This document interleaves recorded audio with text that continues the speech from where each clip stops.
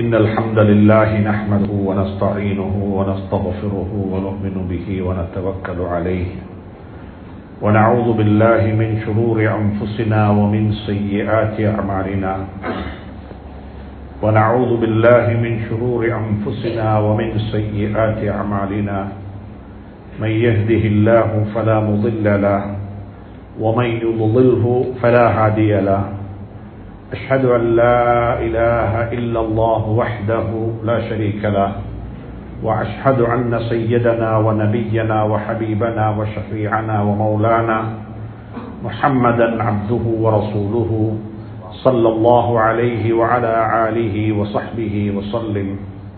اللهم صل على محمد وعلى آل سيدنا محمد كما صليت على إبراهيم وعلى آل إبراهيم وبارك على محمد وعلى آل محمد كما باركت على إبراهيم وعلى آل إبراهيم إنك حميد مجيد.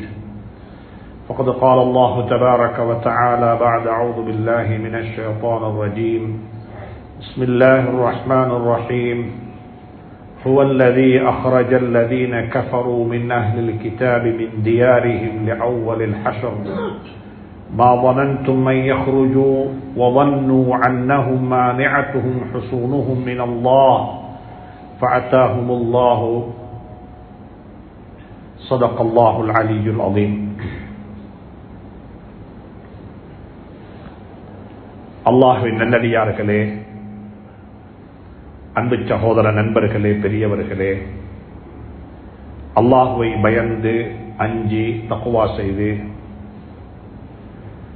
அவனால் ஏவப்பட்ட ஏவல்களை எல்லாம் எடுத்து நடக்கும்படியாகவும் வேண்டாம் என்று சொல்லப்பட்ட விளக்கப்பட்ட அத்துணை வகையான பாவங்களை விட்டும் தன்னை பாதுகாத்து விலகி நடந்து கொள்ளும்படியாக முதலாவதாக எனக்கும் அப்பால் உங்களுக்கும் ஞாபகமூட்டிக் கொள்கின்றேன், வசியத்தும் செய்து கொள்கின்றேன். நன்மையான கர்மங்களை எவ்வளவு ஆர்வத்துடன் செய்கின்றோமோ அதை விடவும் பன்மடங்கு வெறுப்புடன் பாவங்களை விட்டு விலகி நடந்து கொள்ள வேண்டும். நன்மையான கர்மங்களின் மீது ஆர்வம், ஆசை, அதில் போட்டி இருக்க வேண்டும். போட்டி போடக்கூடியவர்கள் இப்படிப்பட்ட கர்மங்களில் போட்டி போட்டுக் கொள்ளுங்கள். குர்ஆன் அதை பற்றி மிக விரிவாக அழகாக பேசியிருக்கிறது. வணக்க வழிபாடுகளில் நாங்கள் எப்படி எங்களுடைய காலங்களை கழிக்க வேண்டும், ஸிக்ருல்லாஹ்வில் எப்படி எங்களுடைய காலம் கழிய வேண்டும். إن في خلق السماوات والأرض واختلاف الليل والنهار لآيات لأولي الألباب. அல்லாஹ் சொல்லுகின்றான், இந்த வான பூமியினுடைய இயக்கம் இருக்கிறதே, சூரியன் உதிக்கிறது, மறைகிறது, சந்திரன் இப்படியாக இந்த இரவு பகல் மாறி மாறி வந்து கொண்டிருக்கிறது. இவைகள் தானாக நடப்பது இல்லை, இவைகளை ஒருவன் இயக்கிக் கொண்டிருக்கின்றான். இதிலே புத்தியுள்ள மக்களுக்கு அழகான படிப்பினை இருக்கிறது. புத்தியுள்ளவர்கள் இதை கொண்டு பாடம் படிக்கிறார்கள். எத்தனையோ மனிதர்கள் காலையில் சூரியன் உதிப்பதை பார்க்கிறார்கள். அவர்கள் கண் திறந்து பார்த்தால் கபருடைய மூடு பலகை தான் தென்பட்டது. சூரியன் உதித்ததை பார்த்தார்கள், மறைவதை காணவில்லை. அடக்கம் செய்யப்பட்டு விட்டார்கள். கண் திறந்து பார்த்தால் அங்கே இருக்கிறோம் என்று சொல்லி மயக்கம் தெளிந்து கண் திறந்து பார்த்தால் கபருடைய மூடு பலகை தான் தென்படுகிறது. இன்னும் எத்தனையோ மனிதர்கள், சகோதரர்கள் இரவு தூங்கினார்கள், எழும்பி பார்க்கிறாங்க, கபருடைய மூடு பலகை தான் தென்படுகிறது. உலகம் இயங்கிக் கொண்டே இருக்கிறது.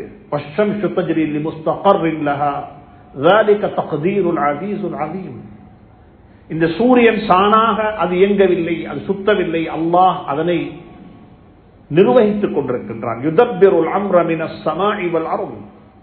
வானம் பூமியினுடைய நிர்வாகம் அல்லாஹ்வுக்கு சொந்தமானது. அது நடக்கக்கூடிய ஏற்றத்தாழ்வுகள் அல்லாஹ்வுக்கு சொந்தமானது. அல்லாஹ்வுக்கு தெரியாம எதுவுமே நடக்க மாட்டாது என்பதை அல்லாஹ் சொல்லுவதற்கு சொல்லக்கூடிய வார்த்தை இருக்கிறது. குர்ஆன் மிக அழகாக சொல்லுகிறது, மா தஸ்குது மின் வரகத்தின். ஒரு மரத்திலிருந்து ஒரு இலை கீழே விழுவதாக இருந்தாலும் அல்லாஹுடைய அறிவுக்கு அப்பால் நடக்க முடியாது. அது அல்லாஹுடைய நாட்டத்தில் உள்ளது. அப்படித்தான் அது எப்பொழுது வந்தது, எப்பொழுது நடக்கும். சுப்ஹானல்லாஹ். ஒரு சஹாபி அல்லாஹ்விடத்தில் துஆ செய்யும் பொழுது அல்லாஹ்வை புகழுகிறார். அல்லாஹ்வை புகழ்ந்து, முதலாவது அல்லாஹ்வை புகழ வேண்டும். துஆ என்று சொல்லும் பொழுது அல்லாஹ்வை புகழ்ந்து துதித்து அவனை புகழ் பாடித்தான் அவனிடத்தில் ஒன்றை கேட்க வேண்டும். அதனால்தான் துஆவுக்கு முன்னால அல்லாஹ்வை புகழ வேண்டும், ஸல்லல்லாஹு அலைஹி வஸல்லம் அவர்களை ஸலவாத்து சொல்ல வேண்டும். அதற்கு பிறகு எங்களுக்கு தேவையானவைகளை நாங்கள் கேட்க வேண்டும். அவர் அல்லாஹ்வை புகழுவதற்கு எப்படி தெரியுமா வார்த்தைகளை கையாண்டார்? யஅலமு மஸாகீல் ஜிபால். அல்லாஹ் எப்படிப்பட்டவன் தெரியுமா? கடலில் இருக்கக்கூடிய தண்ணி எவ்வளவு தண்ணி, எத்தனை லிட்டர் தண்ணி இருக்கிறது என்பது அல்லாஹ்வுக்கு தெரியும். வயஅலமு அதத கத்ரில் அம்தார். உலகம் படைக்கப்பட்ட நாள் தொட்டு இன்று வரைக்கும் எத்தனை துளி தண்ணி பூமியில கொட்டப்பட்டது என்பது அல்லாஹ்வுக்கு தெரியும். வயஅலமு அதத கத்ரில் அதத வரத்தில் அஸ்ஜார். உலகத்தில் எத்தனை ஆயிரம் கோடி மரங்கள் இருக்கிறதோ அந்த மரங்கள் மட்டுமல்ல, அந்த மரத்தில் இருக்கக்கூடிய இலைகள் எத்தனை என்பது அல்லாஹ்வுக்கு தெரியும். எதுவுமே தெரியாம நடக்க முடியாது. மலைகளுக்குள்ளே இருப்பதும் தெரியும், பூமிக்கு கீழே இருப்பதும் தெரியும், பூமிக்கு மேலே இருப்பதும் தெரியும். சுப்ஹானல்லாஹ். நடக்கக்கூடிய அனைத்தையும் அல்லாஹ் அறிந்தவனாக இருக்கின்றான். அல்லாஹ்வுடைய அறிவுக்கு அப்பால் எதுவுமே நடக்க முடியாது. இன்ன ஃபீ ஹல்கிஸ் ஸமாவாதி வல் அர்தி வக்திலாஃபில் லைலி வன் நஹாரி லஆயாத்தின் லிஉலில் அல்பாப். புத்திசாலிகளுக்கு இதிலே மிக அழகான படிப்பினை இருக்கிறது. புத்திசாலி என்றால் யாரு? அங்கதான் விளக்கம் எனக்கு உங்களுக்கு தேவைப்படுகிறது. நாங்கள் எல்லாரும் சொல்றோம் புத்திசாலிகள். குர்ஆனை படித்து முடித்து விட்டோம், எனக்கு ஏதோ 4 விஷயம் தெரியும், நான் இப்படிப்பட்டவன் அப்படிப்பட்டவன் என்று சொல்லி எனக்கு நானே ஒரு பெயரை சூட்டிக் கொண்டு நான் படித்தவன் புத்திசாலி என்று சொல்லி எங்களுக்கு நாங்கள் அதற்கு வரைவிலக்கணம் சொல்லிக் கொள்ள முடியும். ஆனால் அல்லாஹ் அப்படி சொல்ல விடாமல் அவனே வரைவிலக்கணம் சொல்லுகின்றான். உலுல் அல்பாப், புத்திசாலிகள் தான் யாரு? அகப்பார்வை உடையவர்கள் தான் யாரு? அறிவாளிகள் என்றால் யாரு? சுப்ஹானல்லாஹ். அன்புக்குரிய நண்பர்களே, சகோதரர்களே, அல்லாஹ் சொல்லுகின்றான், அவங்க யாரு தெரியுமா? அல்லதீன யذ்குரூனல்லாஹ கியாமன் வ குஊதன் வ அலா ஜுனூபிஹிம். அவங்க யாரு? அவர்களுக்கு அடையாளம் என்ன? எப்பொழுதுமே அல்லாஹ்வுடைய சிந்தனையுடன் வாழ்வார்கள். அவ்வளவுதான். அல்லதீன யذ்குரூனல்லாஹ கியாமன். ஒரு மனிதனுக்கு தன்னுடைய வாழ்க்கையில 3 கட்டங்கள் தான் இருக்கிறது. ஒன்று நின்று கொண்டிருக்க வேண்டும், அல்லது உட்கார்ந்து இருக்க வேண்டும், அல்லது சாய்ந்து கொண்டிருக்க வேண்டும். இந்த 3 நிலைமையை தவிர 4வது ஒரு நிலைமை மனிதனுக்கு இருக்க முடியாது. வாகனிக்கின்றோமா, சீட்ல உட்கார்ந்து பயணிக்கின்றோம், நடந்து போகின்றோமா, நடையில இருக்கின்றோம், அல்லது படுக்கின்றோம். கஷியர் இருக்கின்றோம் என்றாலும் நின்று கொண்டிருப்போம் அல்லது உட்கார்ந்து இருப்போம். இந்த 3 நிலைமைகளை தவிர 4வது ஒரு நிலைமை ஒரு மனிதனுடைய லைஃப்ல வாழ்க்கையில இல்ல. அது ஆணாக இருக்கலாம், பெண்ணாக இருக்கலாம். குழந்தைகளை ஒரு குழந்தைக்கு பாலூட்டக்கூடிய தாய் உட்கார்ந்த நிலையில பால் கொடுக்கிறாள். ஒரு நிகழ்ச்சியை பார்த்துக் கொண்டிருப்பவர் உட்கார்ந்து பார்த்துக் கொண்டிருக்கிறார். சிலர் நின்று கொண்டு பார்த்துக் கொண்டிருப்பார்கள், சிலர் படுத்துக் கொண்டு பார்த்துக் கொண்டிருப்பார்கள். அல்லாஹ் சொல்லுகின்றான், இந்த 3 நிலைமையை தவிர வேறு எந்த ஒரு நிலைமையும் உலக வாழ்க்கையில மனிதனுக்கு கிடையவே கிடையாது. அல்லாஹ் சொல்லுகின்றான், அல்லதீன யذ்குரூனல்லாஹ கியாமன் வ குஊதன் வ அலா ஜுனூபிஹிம் வ யதஃபக்கரூன ஃபீ ஹல்கிஸ் ஸமாவாதி வல் அர்த் ரப்பனா மா ஹலக்த ஹாதா பாத்திலா சுப்ஹானக ஃபகினா அஸாபன் நார். இவ்வளவுதான். புத்திசாலிகள் யாரு தெரியுமா? உலக வாழ்க்கையினுடைய அத்துணை கட்டங்களையும் அல்லாஹ்வுடைய சிந்தனையுடனே கழித்துக் கொள்வார்கள். அல்லாஹ்வுடைய சிந்தனை. என்னை ஒருவன் பார்த்துக் கொண்டிருக்கின்றான், நான் ஒருவனுக்கு பதில் சொல்லி ஆக வேண்டும், எதையுமே அவனுக்கு மறைக்க முடியாது. இவ்வளவுதான். என்ன ஒருவன் பார்த்துக் கொண்டிருக்கின்றான். அன்புக்குரிய நண்பர்களே, சகோதரர்களே, என்ன ஒருவன் பார்த்துக் கொண்டிருக்கிறான் என்று சொல்லக்கூடிய ஒரு உணர்வு எனக்கு பிறக்கும் என்றால் மனிதன் தன்னுடைய நடையையும் உடையையும் தன்னுடைய அசைவுகளையும் ரொம்ப கவனமாகத்தான் நடத்தாட்டுவான். ஒரு சிசிடிவி கேமரா இந்த பள்ளியுள்ளுக்கு பொருத்தப்பட்டிருக்கிறது என்று வைத்துக் கொள்ளுங்களேன்.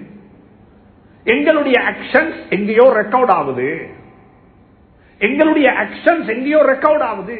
நாங்கள் ரொம்ப கவனமாகத்தான் எங்களுடைய அசைவுகளை கூட நகர்த்துவோம். தூங்க மாட்டோம். ஏனென்றால் நான் தூங்குகிறேன் என்பது எங்கேயோ பதிவாகிக் கொண்டிருக்கிறது, எங்கேயோ பதிவாகிக் கொண்டிருக்கிறது. நான் பேசக்கூடிய பேச்சு ரெக்கார்டிங் ஆகுது என்று சொன்னால் அளந்துதான் பேசுவோம். ஏன் காரணம்? என்ற பேச்சு ரெக்கார்ட் ஆகுது. நாங்க இன்றைக்கு என்ன செய்யறோம்? யாருடனும் ஒரு டெலிபோன் கால் எடுத்து பேசக்குள்ள கூட மனம் திறந்து பேச முடியாது, யதார்த்தத்தை கலைக்க முடியாது, உண்மையை பேச முடியாத சந்தர்ப்பத்திற்கு நாங்கள் தள்ளப்படுகிறோம். ஏன் தெரியுமா காரணம்? பக்கத்தில் இருப்பவர் இந்த டெலிபோனை ரெக்கார்ட் பண்ணவும் வேண்டும். நான் ஒன்று சொல்லுகின்றேன், அப்படி ரெக்கார்டிங் செய்வதாக இருந்தால் அனுமதி எடுத்துக்கொண்டுதான் ரெக்கார்டிங் செய்ய வேண்டும். அது ஒரு மார்க்க தீர்ப்பு.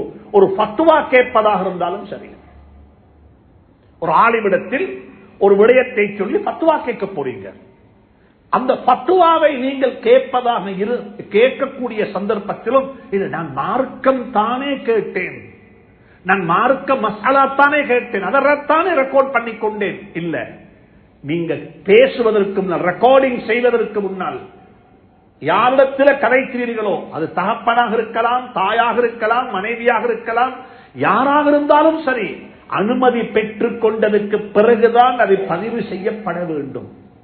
அப்படி அனுமதி கேட்காமல் நீங்கள் பதிவு செய்வீர்கள் என்றால் நீங்க செய்வது பாவம், துரோகம், நம்பிக்கைக்கு மாற்றம், நம்பிக்கைக்கு மோசடி. செய்யக்கூடாது, செய்யக்கூடாது. அன்புக்குரிய நண்பர்களே, சகோதரர்களே, மார்க்கத்தை கொஞ்சம் படித்துக் கொள்ளுங்கள். வாழ்க்கைக்கு தேவை. என்னுடைய பேச்சு பதிவு செய்யப்படுகிறது என்றிருந்தால் மனிதன் அளந்துதான் பேசுவான். அல்லாஹ் சொல்லுகின்றான், உங்களுடைய பேச்செல்லாம் பதிவு செய்யப்படுகிறது. இன்னா குன்னா நஸ்தன்சிஹு, அப்படியே ரெக்கார்டிங் ஆகுது, அப்படியே எழுதப்பட்டுக் கொண்டிருக்கிறது. நாளைக்கு போட்டு காட்டுவோம், நீங்க தான் பேசியிருக்கிறீங்க, நீங்க தான் கலைத்திருக்கிறீங்க, நாளைக்கு இதெல்லாம் நீங்க பார்க்க போறீங்க. அன்புக்குரிய நண்பர்களே, சகோதரர்களே, எங்களோட வாழ்க்கை சும்மா அப்படி ஓடிக்கொண்டு போக இல்லை, எங்களோட வாழ்க்கை ரெக்கார்ட் ஆகுது, எங்களோட வாழ்க்கை பதிவு செய்யப்பட்டுக் கொண்டிருக்கிறது. எங்களை பத்தி எல்லாவற்றையும் அல்லாஹ் சொல்லுகிறான் குர்ஆன்ல, நீங்க மிச்சமா ஒன்றும் கலைக்க வேண்டாம், நீ தாயினுடைய வயிற்றுள்ளுக்கு சிசுவாக இருக்கும் பொழுது எனக்கு தெரியும், மிச்சமல்ல. நீங்க வளர்ந்து பெரிதானதுக்கு பிறகல்ல, நீங்க யார் என்பது எனக்கு தெரியும். அல்லாஹ் குர்ஆன்ல சூரத்துன் நஜ்ம்ல சொல்லி காட்டுகிறான், எனக்கு தெரியும் நீங்க தாயினுடைய கருவறையில் சிசுவாக இருக்கும் பொழுதும் எனக்கு உங்களை தெரியும், நீங்க யார் என்று தெரியும், உங்களை நான் எப்படி பராமரித்தேன் என்பது எனக்கு தெரியும். நீங்க யாரும் பெருமைப்பட்டுக் கொள்ள வேண்டிய அவசியம் இல்லை. எனவே அன்புக்குரிய நண்பர்களே, சகோதரர்களே, அல்லாஹ் சொல்லுகின்றான், வாழ்க்கையில அல்லாஹ்வுடைய சிந்தனையுடன் வாழ்வதற்கு பழகிக் கொள்ளுங்கள். நான் அல்லாஹ்வுக்கு முன்னால போய் நிற்க வேண்டும், பதில் சொல்ல வேண்டும், ஹராம் ஹலாலுக்கு பதில் சொல்ல வேண்டும், என்னுடைய உறவுகளுக்கு பதில் சொல்ல வேண்டும், என்னுடைய தொழுகையை பற்றி நான் பதில் சொல்ல வேண்டும். எனவே அன்புக்குரிய நண்பர்களே, சகோதரர்களே, வாழ்க்கையில முடியமான அளவு நன்மையான கர்மங்களை கூட்டிக் கொள்வதற்கு நானும் நீங்களும் முனைய வேண்டும், முயற்சிக்க வேண்டும். நன்மையான கர்மங்களை வாழ்க்கையில் அதிகரிப்பதற்கு முயற்சிக்க வேண்டும். அல்லாஹ் சொல்லுகிறான், ஆகிரத்துடைய விடயம் என்று வரும் பொழுது அது கொஞ்சம் அவசரமாக பதட்டத்துடன் செய்ய வேண்டும். உலக கர்மம் என்று சொல்லும் பொழுது அல்லாஹ் குர்ஆன்ல சொல்லுகிறான், அதை நீங்க நிதானமாக டைம் எடுத்து நேரம் எடுத்து முறையாக செய்து கொள்ளுங்கள். உதாரணமாக வைத்துக் கொள்ளுங்களேன், 2 ஆயத்தை மட்டும் ஓதி காட்டுகின்றேன்.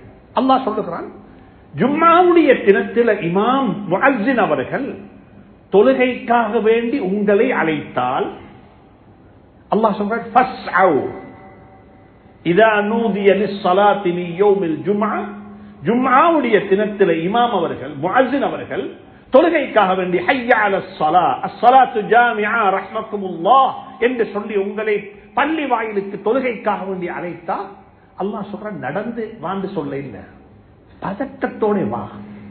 ஃபஸ்அவு சை, நாங்க சை செய்யும் பொழுது சஃபா மர்வாவுக்கு இடையில சை செய்யும் பொழுது உடல் குலுங்க ஓடுவோம். அல்லாஹ் சொல்லுகிறான், அதே மாதிரி பள்ளிக்கு நீங்க வரும் பொழுது கொஞ்சம் குலுங்கி நிலையில, ஒரு ஏதோ இழந்தவர்கள் தேடி போறது போல, ஒரு புள்ளைய காணாமாக்கின தாய் தந்த புள்ளைய தேடி போகும்போது எப்படி போவா, வேகமாக ஓட மாட்டா, மொல்ல நடக்கவும் மாட்டான். அவன் என்ன செய்வான், 4 பக்கத்தையும் பார்த்துக்கொண்டு புல் இங்க இருக்குதா அங்க இருக்குதா என்று சொல்லி தரமாட்டத்தில் போறது போல அல்லாஹ் சொல்லுகிறான், பள்ளிக்கு வரும் பொழுது அப்படி வாங்குவோம். ஏண்டா இது ஆகிரம், இது ஆகிரத்துக்குரியது. சரி, தொழுது முடிச்சிட்டீங்களா? இப்பே நீங்க ரிஸ்க தேடி போகத்தான் வேண்டும். ரிஸ்க் காலடிக்கு வராது. ரிஸ்க் ஒரு நாளும் கூட காலடிக்கு வந்து சேராது. அல்லாஹ்வுடைய சுன்னத் அப்படி இல்லை. சோம்பேறித்தனமாக இருக்கவும் கூடாது. அல்லாஹ் தருவான் என்று யாரும் நினைச்சுக்கொண்டு அல்லாஹ் தருவான் எனவே நாங்கள் வீட்டுக்குள்ள இருப்போம் என்று எனக்கு மார்க்கம் சொல்லி தரவும் இல்லை. ரிஸ்க்கு உழைக்க வேண்டும், ரிஸ்க்கு வெளியே போக வேண்டும், ஹலாலை தேட வேண்டும், வேர்வை சிந்த வேண்டும். அதில் எந்த மாற்று கருத்தும் கிடையாது. ஆனால் தொழுகைக்கு வரும் பொழுது வந்த பதட்டம் அதுக்கு தேவையில்லை. அல்லாஹ் சொல்லுகிறான், தொழுது முடிச்சிட்டீங்களா, இப்ப நீங்க பதறிக்கொண்டு போங்கன்னு சொல்லல, இந்த பூமியில, இந்த விரிந்த பூமியில நீங்க பறந்து போய் என்ன செய்யுங்க, எல்லா இடத்திலையும் அந்த பக்கம் இந்த பக்கமாக பறந்து போய் உங்களோட தேவைகளை நீங்கள் அடைந்து கொள்வதற்கு முயற்சிக்கிறீர்கள். சுப்ஹானல்லாஹ். பள்ளிக்கு வரும் பொழுது அல்லாஹ் சொல்லுகிறான், பள்ளியை விட்டு போகும் பொழுது, கடைக்கு போகும் பொழுது, தொழிலுக்கு போகும் பொழுது, உலகத்தை சம்பாதிக்க போகும் பொழுது நீங்க எப்படி போக வேண்டும் என்றால் பதட்டிக் கொண்டு போக வேண்டிய அவசியம் இல்லை. உங்களுக்கு அளந்தது கிடைக்கும். ஆனா போகத்தான் வேண்டும், போகத்தான் வேண்டும். உமர் இப்னு கத்தாப் ரலியல்லாஹு ஆட்சி காலத்தில் ஒரு நாள் பகல் நேரம், நாங்க சொல்லுவோமே பகல் நேரம், ஒரு 11 மணி 10 மணி அந்த நேரத்தில் பள்ளிக்கு போனாங்க, மஸ்ஜித் நபவிக்கு. போயிட்டு பார்த்தா ஒரு சில சகோதரர்கள் வாலிபர்கள் பள்ளி உள்ளுக்கு இருக்கிறாங்க. உமர் ரலியல்லாஹு தஆலா அவங்களை பார்த்து கேட்டாங்க, என்ன நீங்க பள்ளி உள்ளுக்கு, உங்களோட ரிஸ்க்கு என்ன ஏற்பாடு? சுப்ஹானல்லாஹ். முஸ்லிம் உம்மா இந்த விடயத்தில் கவனம் செலுத்த வேண்டும், உழைத்து வாழ வேண்டும். நாங்க யாருக்குமே சுமையாக மாறிவிடக் கூடாது, யாருக்குமே சுமையாக இருக்கக்கூடாது. என்ற புள்ளைக்கு நான் சுமையும் இல்லை, என்ற வாப்பக்கு நான் சுமையும் இல்லை. என்ன கண்டு யாரும் ஓட வேண்டிய தேவையில்லை. அப்படிப்பட்ட ஒரு நிலைக்கு இந்த முஸ்லிம் சமூகம் தன்னை மாற்றிக்கொள்ள வேண்டும் என்ற ஞாபகத்தில் வச்சுக்கோங்க. மேல உள்ள கை கீழே உள்ள கையை விட நல்ல முடி சொன்னாங்க ஸல்லல்லாஹு அலைஹி வஸல்லம். அல் யதுல் உல்யா கைருன் மின் யதி சுஃப்லா. மேல உள்ள கை தான் நல்ல கை, கொடுக்கிற கை, வாங்குற கை அல்ல. இந்த முஸ்லீம் சமூகம் ஒரு காலத்தில் அப்படித்தான் இருந்துச்சு, இது கொடுக்கிற கை. இப்பயும் கொடுக்கிறாங்க, மாஷா அல்லாஹ். இது வாங்குற கை அல்ல. ஹஜ்ரத் இமாமுனா ஷாஃபிஈ ரஹ்மத்துல்லாஹி அலைஹி ஆச்சரியமான துஆ கேட்டாங்க, ஒரு ஆச்சரியமான துஆ. எங்கள்கிட்ட யாராவது ஒருத்தர் அந்த கல்ச்சரல் மாற வேண்டும், அந்த பழக்க அந்த பண்பாடு மாற வேண்டும். யாராவது ஒருத்தர் புதுசாக இஸ்லாத்துக்கு வந்துட்டா அவரை சொல்லுவாங்க மௌலா இஸ்லாம். எந்த அளவுக்கு சொல்லுவாங்கன்னா, அவர் இஸ்லாத்துக்கு வந்து 40 வருஷம், அவருக்கு பேரப்புள்ளையும் இருக்குது, அப்பன்னு சொல்லுவாங்க மௌலா இஸ்லாம். இந்த கலாச்சாரம் மாற வேண்டும். அப்படி அல்ல. இஸ்லாத்துக்குள்ள வந்தவர்களை இஸ்லாத்துக்குள்ள வந்தவர்கள் என்று சொல்லி நாங்கள் சொல்லுவதற்கு எந்த அதிகாரம் எங்களுக்கு கொடுக்கப்பட இல்லை. அப்படி சொல்லுவதாக இருந்தால் அபூபக்கர், உமர், உஸ்மான் ரலியல்லாஹு தஆலா அன்ஹும் போன்றவர்கள் எல்லாம் மௌலா இஸ்லாம் தான். அவர்கள் எல்லாம் மௌலா இஸ்லாம், இஸ்லாத்துக்குள்ள வந்தவர்கள். இந்த உம்மத்தினுடைய மிக சிறந்த மனிதர் அபூபக்கர் சித்தீக் ரலியல்லாஹு தஆலா அன்ஹு. அவங்க யாரும் இஸ்லாத்தில் பிறந்தவர்கள் அல்ல, இஸ்லாத்துக்கு வெளியே பிறந்து இஸ்லாத்துக்குள்ளே வந்தவர்கள். இப்ப நாங்க என்ன சொல்லுவோம்னா, இவங்க மௌலா இஸ்லாம், இஸ்லாத்துக்குள்ள வந்தவர்கள். அன்புக்குரிய நண்பர்களே, சகோதரர்களே, பெரியவர்களே, மிக வினயமாக சொல்லுகின்றேன், இந்த கலாச்சாரம் எங்களிடத்தில் மாற வேண்டும். இஸ்லாத்துக்குள்ள வந்தவர்கள் இல்ல. அல்லாஹ் சுப்ஹானஹு தஆலா மிக அழகாக சொல்றது, நீங்க பள்ளியை விட்டு வெளியே போகும் பொழுது திசை முடியும், இப்படி போகும். நீங்க தொழில் செய்யும் பொழுது நீங்க என்ன செய்ய வேண்டும், பதறிக்கொண்டு போக வேண்டிய தேவையில்லை. அளந்தது உங்களுக்கு கிடைக்கும், அளந்தது கிடைக்கும். கையை மேல வச்சுக்கோங்க, கையை கீழே வைக்க வேணும். இந்த கை மேல இருக்கணும், இந்த கை கீழே வைத்திடக் கூடாது. இதுக்கு சல்லல்லாஹு துஆ கேட்டு இருக்கிறாங்க. என்ன துஆ கேட்டாங்கன்னா, யா அல்லாஹ் சோம்பேறித்தனத்தை விட்டு பாதுகாத்துடு, இயலாமையை விட்டு பாதுகாத்துடு. அல்லாஹும்ம இன்னி அஊது பிக்க மினல் அஜ்ஸி வல் கஸ்ல். தொழுகைக்கு பிறகு ஓதப்பட வேண்டிய துஆக்கள் பள்ளி வாயில்கள்ல தொங்கவிடப்பட்டிருக்கிறது. அதை பாடமாக்கி அர்த்தத்தை விளங்கி ஓதும். அல்லாஹும்ம இன்னி அஊது பிக்க மினல் அஜ்ஸி வல் கஸல், இயலாமையை விட்டும் சோம்பேறித்தனத்தை விட்டு பாதுகாப்பு தேடுகின்றேன். உமர் ரலியல்லாஹு தஆலா பள்ளி உள்ளுக்கு போறாங்க. ஒரு சில சகோதரர்கள் வாலிபர்கள் பள்ளி உள்ளுக்கு உட்கார்ந்து கொண்டிருக்கிறாங்க. கேட்டாங்க, என்ன செய்தி? இல்ல, எங்கட ரிஸ்க்கு அல்லாஹ் ஏற்பாடு செஞ்சுட்டான், எனவே நாங்க வெளியே போக வேண்டிய தேவையில்லை. எங்கட ரிஸ்க் அல்லாஹ் ரஸாக் என்று குர்ஆன்ல சொல்லுகிறான். நாங்கெல்லாம் அப்துர் ரஸாக், நாங்கெல்லாம் அப்துர் ராஸிக். ரஸாக் கூடிய அடிமைகள், ராஸிக் கூடிய அடிமைகள், எங்களுக்கு அல்லாஹ் ரிஸ்க் தருவான் என்று சொல்லி அந்த வாலிபர்கள் உமரை பார்த்து சொன்னாங்க. உமர் ரலியல்லாஹு தஆலா சொன்ன வார்த்தை என்ன தெரியுமா உங்களுக்கு? இன்ன ஸமாஅ லா தும்திரு ஸஹபா. நண்பர்களே, வாலிபர்களே, நல்லா புரிஞ்சு கொள்ளுங்க. அல்லாஹ் ரிஸ்க் தாரான் என்று சொன்னது அர்த்தம் என்ன தெரியுமா? அல்லாஹ் உங்களுக்கு வானத்திலிருந்து தங்கத்தை கொட்டுறது இல்ல, நேரே கடைக்கு போயிட்டு தங்கத்தை கொடுத்து நீங்க என்ன வாங்கி கொண்டு வாரத்துக்கு, சாமான் வாங்கி கொண்டு வாரத்துக்கு அல்லாஹ் உங்களுக்கு ரிஸ்க் தாரான் என்ற அர்த்தம் என்ன தெரியுமா? அல்லாஹ் வானத்திலிருந்து மழையத்தான் பொழிய வைக்கிறான், தண்ணி கொட்டுது. இந்த தண்ணியை கொண்டு விவசாயம் செய்யுங்கோ, இந்த தண்ணியை பயன்படுத்தி அக்ரிகல்ச்சர் செய்யுங்கோ, அதை பயன்படுத்தி அதுல வரக்கூடிய வருமானத்தை ஈட்டுங்கோ. அதுதான் நீங்க செய்ய வேண்டும். நீங்க இங்க இருந்து கொண்டு எங்களுக்கு ரிஸ்க் தாண்டு கேட்டா இது அல்லாஹ்வுடைய சுன்னத் இல்ல.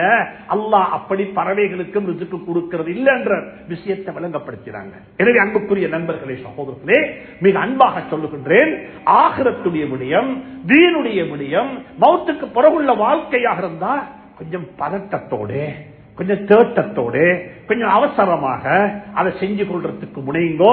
உலகமாக இருந்தா அதை அலட்டிக் கொள்ள வேண்டிய தேவையில்லை. அல்லாஹ் சொல்லுகிறான், ஹுவல்லதீ ஜஅல லக்குமுல் அர்த ஸலூலன் ஃபம்ஷூ ஃபீ மனாகிபிஹா. ஃபம்ஷூ ஃபீ மனாகிபிஹா, நடந்து போங்கோ, போய் தேடிக்கோங்கோ. எனவே அன்புக்குரியவர்கள் சொல்ல வரக்கூடிய விடயம் என்ன தெரியுமா?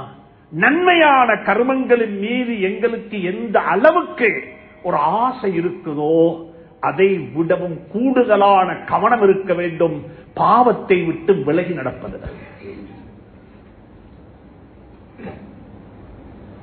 நன்மைகளை கொண்டு பெருமடித்துக் கொள்வது போன்று, பெருமை சொன்னா மற்ற மக்களுக்கு பெருமை அல்ல, எனக்கு நான் பெருமையாக அல்ஹம்துலில்லாஹ் 40 வருஷம் விடாம தஹஜ்ஜுத் தொழுதிருக்கிறேன், யா அல்லாஹ் என்ன பொருந்திக்கோ. நாங்க யார்கிட்ட இன்னும் மொத்தத்தை சொல்லல, எங்களுக்குள்ள எந்த ரப்பிடத்தில் சொல்றேன், யா அல்லாஹ் 40 வருஷம் தஹஜ்ஜுத் தொழக்கூடிய பாக்கியத்தை தந்தாய், அல்ஹம்துலில்லாஹ் 40 வருஷம் விடாம நோன்பு நோற்றிருக்கின்றேன், 40 வருஷம் விடாம தராவிஹ் தொழுதிருக்கின்றேன், 40 வருஷம் இப்படி இப்படி இப்படி எல்லாம் செஞ்சிருக்கின்றேன், அல்ஹம்துலில்லாஹ். இது அல்லாஹ்விடத்தில் ரகசியமாக பேசலும், இது அல்லாஹ்விடத்தில் ரகசியமாக சொல்லலும். நம்ம எத்தனையோ சகோதரர்கள் அப்படி இருக்கிறாங்க, தந்த இபாதத்துகளை வச்சு பெருமைப்படக்கூடியவங்க. அந்த கூட்டத்தில் அல்லாஹ் என்னையும் உங்களை மாற்றி வைப்பானா? அதை விட பெரிய பாக்கியம் என்ன தெரியுமா? அல்லாஹ்விடத்தில் என்ன தெரியுமா சொல்லணும்? பேசக்கூடிய எனக்கும் உங்களுக்கு அல்லாஹ் நசீபாக்குவானாக. யா அல்லாஹ் 40 வருஷம் கீபத் பேசலையா அல்லாஹ், 40 வருஷமாக நான் யாரை பத்தியும் புறம் பேசி இல்லை.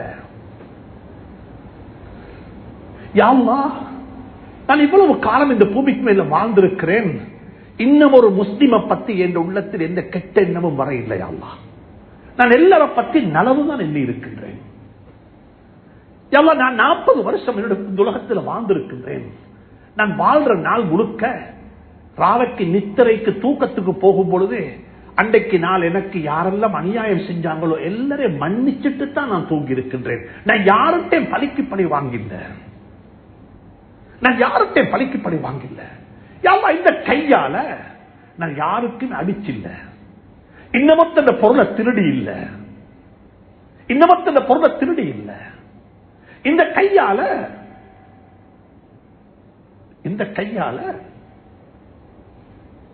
எனக்கு ஹலாலாக்கப்பட்ட இந்த மனைவியை மட்டும் நான் தொட்டு இருக்கிறது. யா அல்லாஹ்,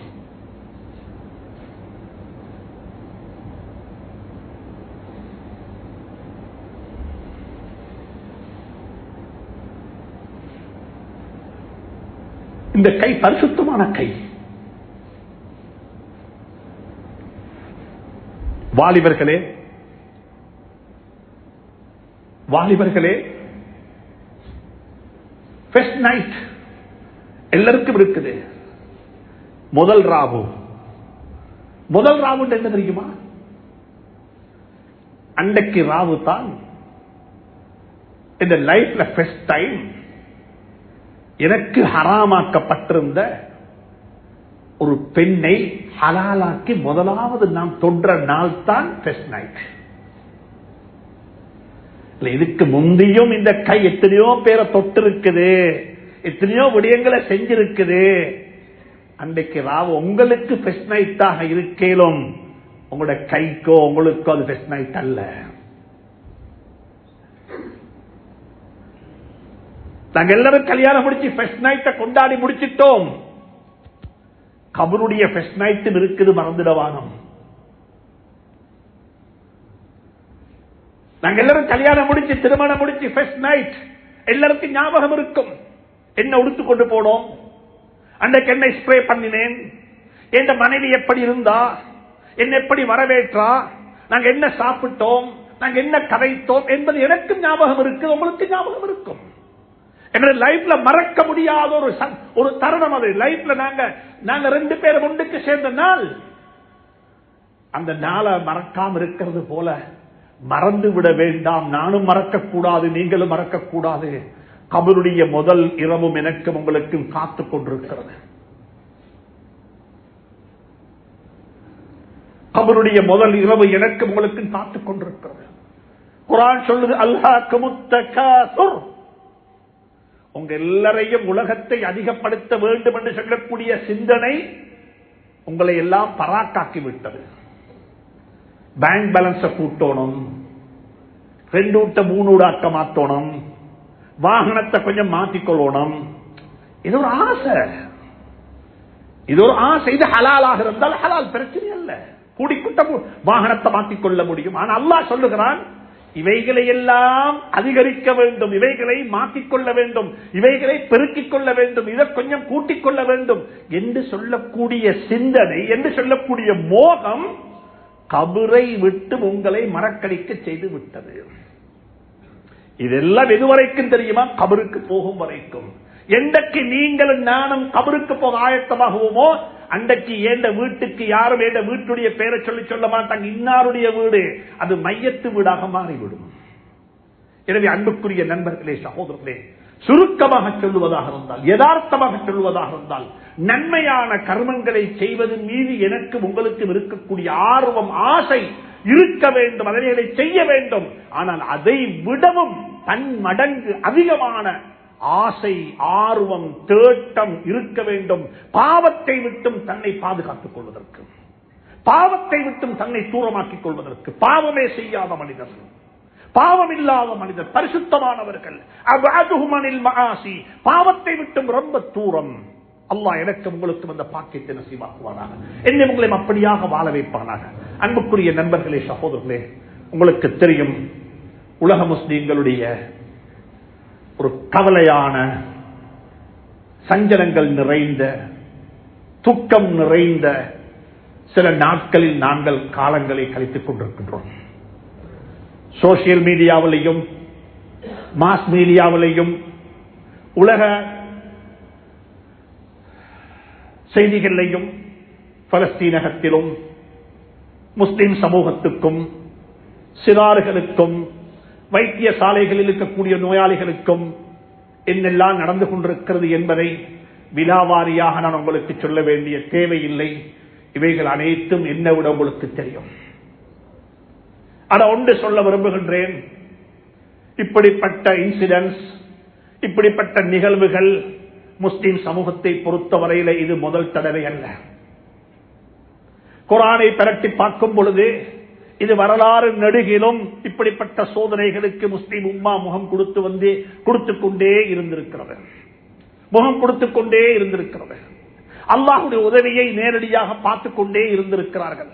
மன நிம்மதியையும் ஆறுதலையும் அல்லாஹ்வுக்கு வழங்கியும் இருக்கின்றான். இப்படியான வரலாறுகள் குர்ஆன் நெடுகிலும் இருந்து கொண்டே இருக்கிறது. மூசா அலைஹிஸ்ஸலாத்து வஸ்ஸலாம் அவர்கள் தந்த வாழ்க்கையில நபிப்பட்டம் கிடைப்பதற்கு முன்னால ஒரு இன்சிடென்ட்ல 2 பேர் சண்டை பிடித்துக் கொண்டிருக்கிறாங்க. 2 பேரையும் விளக்கி விட்ட போன சந்தர்ப்பத்தில் கொஞ்சம் விளக்கி விட்டாங்க. அதுல ஒத்தர் பைத்து தலை அடிபட்டு அவரு அப்படியே மௌத்தாகிட்டாரு. அந்த கூட்டம் மூசா அலைஹிஸ்ஸலாத்துடைய மௌத்து வரைக்கும் மூசா அலைஹிஸ்ஸலாத்தை கொலையாளியாகத்தான் பார்த்தாங்க. ஃபிரௌன் எப்பவே சொல்லுவான், மூசாவை கண்டா நீ ஒரு கொலையாளி, நீ கொலை செய்தாரு, நீங்க கொலை செய்தீங்க தானே என்று சொல்லி, நீங்க இப்படி ஒரு தர்ம கட்டத்துல எங்களோட சமூகத்தை சேர்ந்து ஒருத்தர கொலை செஞ்சீங்க என்று சொல்லி மூசா அலைஹிஸ்ஸலாத் அந்த ஃபிரௌனும் ஃபிரௌனுடைய கூட்டமும் கொலையாளியாக பார்த்தாங்க. ஆனா ஃபிரௌன் இந்த மூசா பிறக்க கூடாது என்று சொல்லி பல ஆயிரக்கணக்கான குழந்தைகளை கொலை செஞ்சாங்க. அவனை பார்த்து யாருமே கொலையாளி என்று சொல்லல. அவனை பார்த்து யாரும் ஒரு டெரரிஸ்ட் என்று சொல்லவும் இல்லை. அவனை பார்த்து யாரும் இவர் ஒரு பயங்கரவாதி என்று சொல்லவும் இல்லை. அவனாகவே சொல்லுகிறான், ஒரே ஒரு தவறு மூசாவால நடந்துச்சு அலைஹிஸ்ஸலாத்து வஸ்ஸலாமால. அதுக்கு மூசா அலைஹிஸ்ஸலாத்தை கடைசி வரைக்கும் கொலையாளி கொலையாளி கொலையாளி என்று சொல்லி தீட்டிக்கொண்டே இருந்தான் ஃபிரௌனும் ஃபிரௌனுடைய படைய உலகமும். ஆனா அதே ஃபிரௌன் வயக்துலூன அப்னாஅஹும், மூசா அலைஹிஸ்ஸலாம் பிறக்க கூடாதுன்றதுக்காக வேண்டி பல ஆயிரக்கணக்கான குழந்தைகளை, சிசுக்களை, குழந்தைகளை கொலை செஞ்சு கொண்டே போனான். அவனை பார்த்து யாரும் கொலையாளி என்று சொல்லல. இன்றைக்கே உலகத்தில் அதுதான் நடக்குது. தந்த சொந்த காணிக்கும், சொந்த பூமிக்கும், சொந்த இடத்துக்கும், சொந்த குடும்பத்துக்காக வேண்டி உயிரை தியாகம் செய்யக்கூடிய தியாகிகளை இந்த உலகம் என்ன தெரியுமா சித்தரிக்குது? பயங்கரவாதி என்று சொல்லி. உலகத்துடைய மீடியா, உலகத்துடைய வல்லரசு, உலகத்தினுடைய எல்லா இடத்திலையும் சொந்த பூமியில் இருக்கிறவன, சொந்த காணிக்கு ஃபைட் பண்றவன பயங்கரவாதி என்று சித்தரிக்கிறாங்க. அங்க அத்துமீறி அடாவடித்தனம் செய்யக்கூடியவன அவங்கள பார்த்தவங்க ஃப்ரீடம் ஃபைட்டர்ஸ், அவங்களோட உரிமைக்காக நீ போராடுறாங்க என்று தான் உலகம் வர்ணிக்குது. இது குர்ஆன் அப்படித்தான் சொல்லுது. அட்டகாசம் செய்யக்கூடியவங்க, அநியாயம் செய்யக்கூடியவங்க, தனக்கு தேவையான பேர் அவங்க வச்சுக் கொள்வாங்க, அவங்களுக்கு மற்றவனும் சேர்ந்து அதுக்கு ஆதரவு வழங்குவாங்க என்ற கருத்தை குர்ஆன் சொல்லுது. ஆனா ஒரு ஈமானிய ஒரு விஷயத்தை குர்ஆன் சொல்லி தருகிறது. அது என்ன தெரியுமா? ஸல்லல்லாஹு அலைஹி வஸல்லம் மதீனா முனவ்வராவுல குடியேறினாங்க. மதீனா முனவ்வராவுல குடியேறக்குள்ள மதீனா முனவ்வராவுல 2 யூத வம்சத்தினர்கள் வாழ்ந்து கொண்டிருந்தார்கள். பனு நதீர் என்று சொல்லக்கூடிய 2 கூட்டத்தினர்கள், பனு நதீர், பனு குரைவா. இந்த 2 கூட்டம் மதீனா முனவ்வராவில் வாழ்ந்து கொண்டிருந்தாங்க. ஸல்லல்லாஹு அலைஹி வஸல்லம் அவர்களை அங்கிருந்து அனுப்பினாங்க. நீங்க இங்கிருந்து எங்களோட சேர்ந்து வாழ முடியுமெண்டா உங்களுக்கு இந்த நாட்டில் வாழலும், இந்த நாட்டில் வாழலும். ஆனா துரோகம் செஞ்சு கொண்டு இந்த நாட்டில் உங்களுக்கு வாழ இயலாது என்று சொல்லி ஆரம்பத்தில் கண்டிஷன்ஸ் போட்டாங்க, எக்ரிமெண்ட் சைன் பண்ணினாங்க. அவங்க எல்லாத்துக்கும் மாத்தம் செஞ்சாங்க. ஸல்லல்லாஹு அலைஹி வஸல்லம் சொன்னாங்க, நீங்க எல்லாரும் மதீனா விட்டு போய் திரும்ப சொல்லி, இந்த இடத்துல நீங்க இருக்கவான, நீங்க இது பொருத்தம் இல்ல இது என்று சொல்லி ஸல்லல்லாஹு அலைஹி வஸல்லம் அவங்களை வேண்டிக் கொண்டாங்க. அந்த நேரத்தில் அல்லாஹ் குர்ஆன்ல சொல்லுகிறான், சஹாபாக்கள் நினைச்சாங்க எப்படி போவாங்க இவங்க இருக்கிற சூப்பர் பவர் என்ன, இவங்களோட கோட்டைகள் எப்படிப்பட்டது. ஹைபர்ல போயிட்டு பார்த்தா இன்றைக்கும் இருக்கிறவங்க கட்டின கோட்டைகளுடைய அடையாளங்கள் எப்படி இவங்க வாழ்றாங்க. இந்த சூப்பர் பவர்ல உள்ளவங்களுக்கு நாங்க போக சொன்னா போவாங்களா? இன்னைக்கு நாங்க கேட்கறது போல அவனுக்கு உலகமே சப்போர்ட் பண்ணுது, அவனுக்கு உலகமே இருக்குது. இருக்கக்குள்ள நாங்க பேசி என்ன நடக்க போகுது, எங்களோட துஆவில் என்ன ஆக போகுது, எங்களோட குனூத்தில் என்ன ஆக போகுது, இதை பத்தி நாங்க பேசி என்ன பிரயோசனம் என்று நாங்க சொல்லாவிட்டாலும் எங்களோட உள்ளம் சொல்லுது அப்படித்தான். உலகம் நாங்க சொல்லாவிட்டாலும் உலகமாய அவனுக்கு சப்போர்ட் பண்ணுது. அந்த கப்பல் வந்திருக்கதாம், அது வந்திருக்கதாம், மாஸ் மீடியா அவங்கள்ட்ட இருக்குது, அவங்க சைபர் செக்யூரிட்டி அவங்க செஞ்சு வச்சிருக்கிறாங்க, அவங்களோட சூப்பர் பவர் என்னன்னு சொல்லி நாங்க எங்களுக்குள்ள கலைத்துக் கொள்வது போல இந்த கதை சஹாபாக்களுக்கு வந்துச்சு.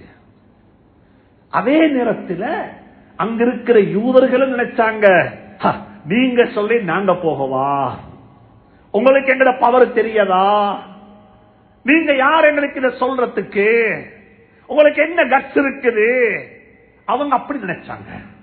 அல்லாஹ் குர்ஆன்ல சொல்லுகிறான், هو الذي أخرج الذين كفروا من أهل الكتاب من ديارهم لأول الحشر ما ظننتم أن يخرجوا. சஹாபாக்களே, நீங்க நினைச்ச இல்லை இவங்க போவாங்க என்று சொல்லி. அவங்க சூப்பர் பவர்ல இருக்கிறாங்க. அவங்களுக்கு இருக்கிற சூப்பர் பவரை நீங்க நினைச்சீங்க. இவங்க ஒரு நாளும் போறதில்ல, இது ஒரு சும்மா ஒரு கதை, இது நடக்க போற விஷயம் அல்ல என்று சொல்லி சஹாபாக்கள் நினைச்சாங்க. அவங்க நினைச்சாங்க அன்னஹு மானிஅத்துஹும் ஹுசூனுஹும் மினல்லாஹ். எங்கட கோட்டையுள்ளுக்கு நாங்க போயிட்டு கதவை மூடிக்கொண்டா எங்களை யாரு வந்து அனுப்புறதுக்கு? எங்களுக்கு இருக்கிற பவர் என்ன? எங்கட பங்கர் செய்தி என்ன? எங்கட கோட்டை என்ன? எங்களுக்கு இருக்கிற டெக்னாலஜி என்ன? எங்களுக்கு இருக்கிற சேஃப்டி என்ன? எங்கட எல்லாத்த பத்தியும் அவங்க பெருமைப்பட்டாங்க. குர்ஆனை கொஞ்சம் பெருட்டுங்க. சூரத்துல் ஹஷ்ருடைய 2வது ஆயத்து. 2வது ஆயத்து அல்லாஹ் இதை மிக தெளிவாக சொல்லுகிறாங்க. நாங்க இன்றைக்கு எப்படி ஃபீல் பண்றோம் அதே மாதிரி அவங்க சொல்றாங்க. இந்த சூப்பர் பவர்ல உள்ளவங்களை நாங்க போக சொல்லி போவாங்களா? அவங்களே நினைச்சாங்க இந்த சூப்பர் பவர்ல நாங்க இவ்வளவு பெரிய பவர்ல இருக்கிறோம், நீங்க யாரு எங்களை அனுப்புறதுக்கு என்று சொல்லி அவங்க கேட்கிறாங்க. அல்லாஹ் சொல்லுகிறான், நாங்க அவங்களை அனுப்பினோம், எங்களுக்கு அனுப்பேனும். நாங்க உள்ளத்துல பயத்தை போட்டோம், அவ்வளவுதான், வேற ஒன்றும் இல்லை. ஒரு வைரஸ், கண்ணுக்கு தென்படாத ஒரு கொரோனாவை கண்டோம். உலகம் அப்படியே அடங்கி மடங்கி போய்விட்டது. கண்ணுக்கு தென்படாத ஒரு கொரோனா, ஒரு நோய். அந்த நோய் என்னன்னு யாருக்கு தெரியாது, இருந்துச்சு சொல்றாங்க. அதிகமான மக்கள் நோயில மௌத்தாகல, பயத்தில மௌத்தாகிட்டாங்க. அல்லாஹ் சொல்லுகிறான், நீங்க நினைச்ச வானம் அப்படி இழந்து உங்களோட ஹோப்பை இழக்க வானம், உங்களோட ஹோப்பை நீங்க இழக்க வானம். இது நடக்கும். இந்த அட்டகாசம், சிறார்களை கொலை செய்வது, பள்ளிகளை இல்லாமக்குவது, வைத்தியசாலைகளுக்கு அனுப்பி, இதெல்லாம் உலக வரலாறுல ஏற்கனவே நடந்து கொண்டே இருக்கக்கூடிய விடயங்கள்.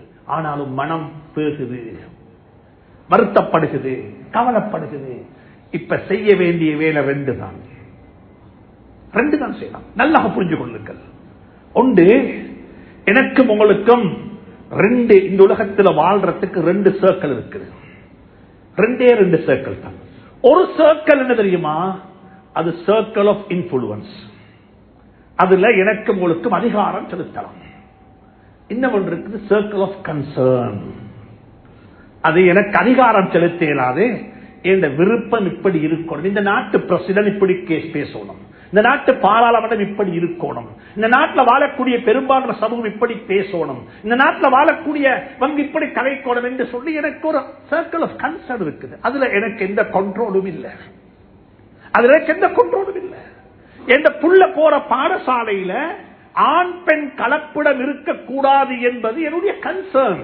எனக்கு எந்த இன்ஃப்ளூயன்ஸும் அங்க இல்லை.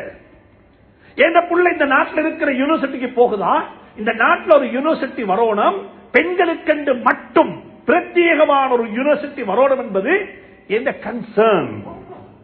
எந்த கன்சர்ன். இது எனக்கு இங்க இன்ஃப்ளூயன்ஸ் ஒன்று இல்லை, எனக்கு இது உருவாக்க இயலாது, எனக்கு இங்க சட்டம் ஏற்ற முடியாது. இது எந்த சர்க்கிள் ஆஃப் இன்ஃப்ளூயன்ஸ் நான் பேசுறேன், சர்க்கிள் ஆஃப் கன்சர்ன் நான் பேசுகின்றேன். இன்னும் ஒன்று இருக்குது சர்க்கிள் ஆஃப் இன்ஃப்ளூயன்ஸ். அது வெரி லிமிட்டட், அதுல மிச்சம் யாருக்கும் சக்தி இல்லை. அது ஒன்று என்ன தெரியுமா? எங்க குடும்பம். எங்க ஸ்கூல்ல தான் மகரம் பேன்றதுக்கு ஆண் பெண் கலப்படத்தை ஸ்கூல்ல செய்யலா, ஆனா எங்க வீட்டுக்குள்ள செய்யலாம், எனக்கு செய்யலாம், எனக்கு செய்யலாம். எனக்கு இந்த அல்லாடத்துல பலஸ்தீன்லையும் அங்க அரபு நாடுகள்ல வாழக்கூடிய மக்களுக்கு துஆ செய்யலாம், இந்த அல்லாஹ்வுடைய கதவை தட்டலாம், இந்த அல்லாஹ்விடத்தில் போய்த்து முறைப்பாடு செய்யலாம், இந்த சுஜூதுல போய்த்து தலையை வச்சுக்கொண்டு 1 மணித்தியாலம் 2 மணித்தியாலம் யா ஹய்யு யா கய்யூம் பிரஹ்மதிக அஸ்தகீஸ் என்று எனக்கு துஆ கேட்கலாம். அல்லாஹ்வுடைய கதவை தட்டி அல்லாஹ்விடத்தில் மண்டாடி அல்லாஹ்விடத்தில் உதவியை கேட்கறதுக்கு அதிகாரம், இன்ஃப்ளூயன்ஸ் எனக்கு இருக்குது. அது இல்லாம சோசியல் மீடியாவிலையும் பேஸ்புக்லையும் இதை பத்தி நாங்க எழுதி, இதை பத்தி நாங்க ஏதாவது இன்னமொத்தர் வந்த செய்தி அதிகமானவங்க அவங்க செல்வாக எழுதுறதும் இல்ல, அவங்களோட கன்சர்னை எழுதுறதும் இல்ல, அவங்களோட பாயிலிங் இஷ்யூ அவங்க எழுதுறதும் இல்ல. எல்லாரும் பார்த்தாலும் எல்லாருமே வார செய்திகளை ஃபார்வர்ட் பண்றாங்க. நீங்க நாங்க ஃபார்வர்ட் பண்றதுனால எதுக்கும் நடக்க போறது இல்ல. அது உரியவங்க அதை செய்யட்டும், தேவையானவங்க அதை செஞ்சு கொள்ளட்டும். நாங்க எல்லாருமாக சேர்ந்து அல்லாஹ்விடத்துல கையேந்துவோம். யா அல்லாஹ், இப்படிப்பட்ட நிலைமைகள் எங்களால் பொறுத்துக் கொள்ள முடியாது. அந்த மக்களுக்கு ஆரோக்கியமான ஆபியத்தான கைதுகள் நிறைந்த வாழ்க்கையை கொடுத்துடு. மஸ்ஜிதுல் அக்ஸாவை என்ற கையில யா அல்லாஹ் திருப்பி தந்துடு. யா அல்லாஹ், அது எங்கட நிர்வாகத்தின் கீழ் இருந்த பள்ளி. உமர் ரலியல்லாஹு தஆலா அன்ஹு, ஸலாஹுத்தீன் அய்யூபி ரஹ்மத்துல்லாஹி அலைஹி போன்றவர்கள் எல்லாம் உயிர் தியாகம் செஞ்சு அது நிர்வகித்த பள்ளி. யா அல்லாஹ், அந்த பள்ளியை எங்கட கையில் ஒப்படைச்சிடு. அது என்னோட பள்ளி. யா அல்லாஹ், ஸல்லல்லாஹு அலைஹி வஸல்லம் மிஅராஜுக்கு போன பள்ளி.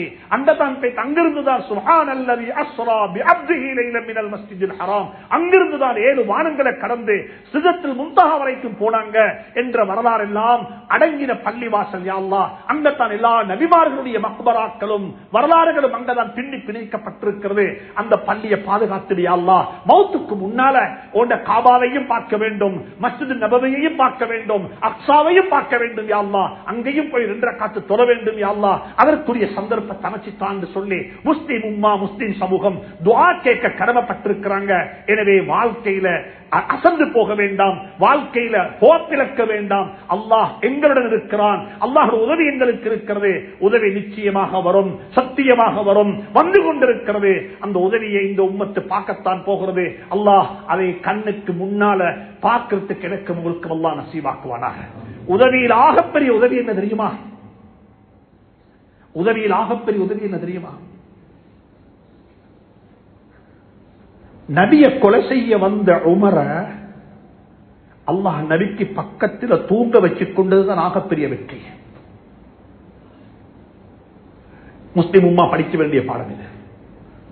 என்ன கொலை செய்ய வந்தவனை நான் கொலை செய்து விடுவதல்ல வெற்றி, என்ன கொலை செய்ய வந்தவனையும் அழைத்துக் கொண்டு சுவர்க்கம் போவதுதான் வெற்றி. கையில வாளெடுத்துக் கொண்டு இன்றைக்கு நான் இந்த நபியினுடைய முஹம்மதுடைய வாழ்க்கையை முடித்துவிட போறேன் என்று கையில வாளெடுத்துக் கொண்டு வந்த உமர ஸல்லல்லாஹு அலைஹி வஸல்லம் கியாமத்து வரைக்கும் தனக்கு பக்கத்தில் உறங்க வைத்து விட்டார். அதுதான் வாழ்க்கையில வெற்றி. எதிரியை எதிரியாக்குவது வெற்றி அல்ல, எதிரியையும் நண்பனாக மாற்றுவதற்கு முனைய வேண்டும். அந்த வெற்றிக்குரிய மக்களாக